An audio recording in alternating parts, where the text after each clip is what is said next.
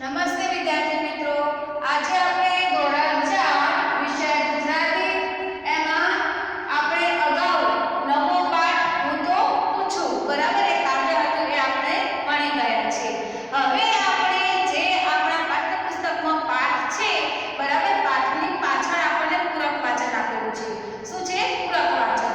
તો આજે આપણે પૂરક વાચન 1 બરાબર પૂરક વાચન 1 છે સાદ કરે છે. તો એ આજે આપણે જોવાનું છે બરાબર. તો આ પૂરક વાચન 1 આપણને છે સાદ કરે છે એના લેખક છે પ્રહલાદ પારેખ. તો હવે આપણે જોઈએ કે તમે ઘરની આજુબાજુ તમને શું જોવા મળે છે? ઘરની આજુબાજુ આપણને ઝાડ જોવા મળે છે બરાબર, બીજા મકાનો હોય તે પણ જોવા મળે છે ને જોવા. તો એવી જ રીતે તમે જ્યારે બહાર ફરવા જાઓ છો ત્યારે તમને શું શું જોવા મળે છે? આપણે બહાર ફરવા જઈએ ત્યારે આપણને ડુંગર જોવા મળે છે, નદી જોવા મળે છે બરાબર, આપણે વગેરે જોઈએ છીએ. પછી પર્વતો આપણે પણ જોતા હોઈએ છીએ. તો અહીંયા આપણને સરસ એવું સાદ કરે છે એ સરસ એવું આપણને અહીંયા આ કાવ્ય છે એ શું છે? પ્રકૃતિ કાવ્ય છે. તો આ જે છે પ્રકૃતિ, તો એમાં કુદરતની સરસ એવી બધી રચનાઓ અહીંયા કરેલી છે. કુદરતની એવી સરસ પ્રકૃતિ આમાં જો આ કાવ્યમાં આપણને જોવા મળે છે. તો અહીંયા જોઈએ કે આપણા જે લેખક છે પ્રહલાદ પારેખ, તો એનો થોડો કવિ પરિચય આપણે જોઈએ કે પ્રહલાદ પારેખ છે એ લેખકનો જન્મ 12 ઓક્ટોબર 1912 માં થયો હતો. ક્યારે થયો હતો જન્મ? 12 ઓક્ટોબર 1912 માં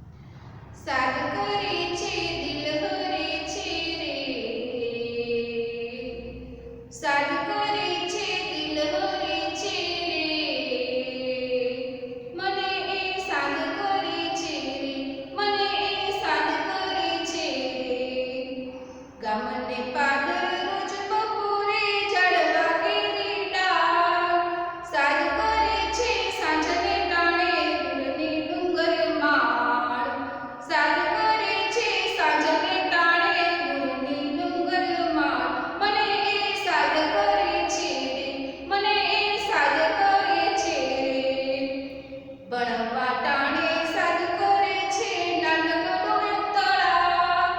ભણવા ટાણે સાદ કરે છે નાનકડું એક તળાવ. કામની વેળા રોજ બોલાવે એક એવો છે ઢાળ. મને એ સાદ કરે છે રે. કામની વેળા રોજ બોલાવે એક એવો છે ઢાળ. મને એ સાદ કરે છે રે. મને એ સાદ કરે છે રે. નદીઓ કેરી બેખડ પેલી ખેતરો કેરી ખાર. નદીઓ કેરી બેખડ પેલી ખેતરો કેરી ખાર. સાદ કરે છે જંગલ કેરી કેમ કરું હું વાર. સાદ કરે છે જંગલ કેરી કેમ કરું હું વાર. મને એ સાદ કરે છે રે. મને એ સાદ કરે છે રે. આબ અડે જ્યાં દૂર જમીને કોણ છુપાયું ત્યાં. આબ અડે જ્યાં દૂર જમીને કોણ છુપાયું ત્યાં. રોજ ઈશારો એ બોલાવે આવ અલા અહીંયા. રોજ ઈશારે એ બોલાવે આવ અલા અહીંયા. મને એ સાદ કરે છે રે. મને એ સાદ કરે છે રે. સાદ કરે છે દિલ હરે છે રે. સાદ કરે છે દિલ હરે છે રે. મને એ સાદ કરે છે રે. મને એ સાદ કરે છે રે. તો બાળકો આ છે જે કવિતાનું ગાન આપણે આજે કર્યું છે એ તમારે પણ ગાવાની છે બરાબર. પાઠ્યપુસ્તકમાં જોઈને અને એ પણ તમારે તૈયાર કરવાની છે. કેમ કે પરીક્ષામાં આપણે કાવ્ય પંક્તિ પૂર્ણ કરવાની પૂછાઈ શકે છે બરાબર. એટલા માટે એ પણ તમારે તૈયાર કરવાની છે. હવે આપણે આ કવિતાની સમજૂતી જોઈએ. સાદ કરે છે દિલ હરે છે રે. મને એ સાદ કરે છે રે. ગામને પાદર રોજ બપોરે ઝાડવા કેરી ડાળ. તો અહીંયા કવિ કહે છે, કવિ શું કહે છે કે ગામને પાદરે આવેલા ઝાડવાઓની ડાળીઓ કે છે કે મને એ બોલાવે છે. મને એ સાદ કરે છે. મને બોલાવે છે. મારું દિલ હરે છે. શું કહે છે કે ગામને પાદરે, કવિ કહે છે કે ગામને પાદરે આવેલા ઝાડવાઓની ડાળો છે એ મને બોલાવે છે. મને સાદ કરે છે, બોલાવે છે. મારું દિલ એ હરે છે. દૂરની ડુંગર માન મને એ સાદ કરે છે. સાંજના કાળે દૂરની ડુંગર માન કે છે કે સાંજના સમયે જે દૂર દૂરની ડુંગરમાળા છે એ પણ મને બોલાવે છે. ભણવા ટાણે સાદ કરે છે. શું કહે છે કે ભણવાના સમયે પણ મને બોલાવે છે. એક નાનકડું તળાવ, આ એક નાનકડું તળાવ છે એ પણ મને ભણવાના સમયે બોલાવે છે. કામની વેળા રોજ બોલાવે એક એવો છે ઢાળ. કે છે કે કામની જ્યારે કામ કરવાનો સમય હોય ત્યારે એ મને રોજ બોલાવે છે. કે છે કે આ જે ઢાળ છે, ઢાળવાળો રસ્તો છે, ઢાળવાળો રસ્તો છે એ કામની વેળાએ મને રોજ બોલાવે છે. નદીઓ કેરી બેખડ પેલી ખેતરો કેરી હાર. કે છે કે આ નદીઓ, પેલી નદીઓ બેખડ ખેતરોની હારમાળા મને સાદ કરે છે. જંગલ કેરી કેમ કરું હું વાર. કે મને બોલાવે છે. આ જંગલનો કેરી એટલે રસ્તો પણ બોલાવે છે. હું શા માટે વાર કરું. કે ફરીથી જોઈએ. નદીઓ કેરી બેખડ પેલી ખેતરો કેરી હાર. સાદ કરે છે જંગલ કેરી કેમ કરું હું વાર.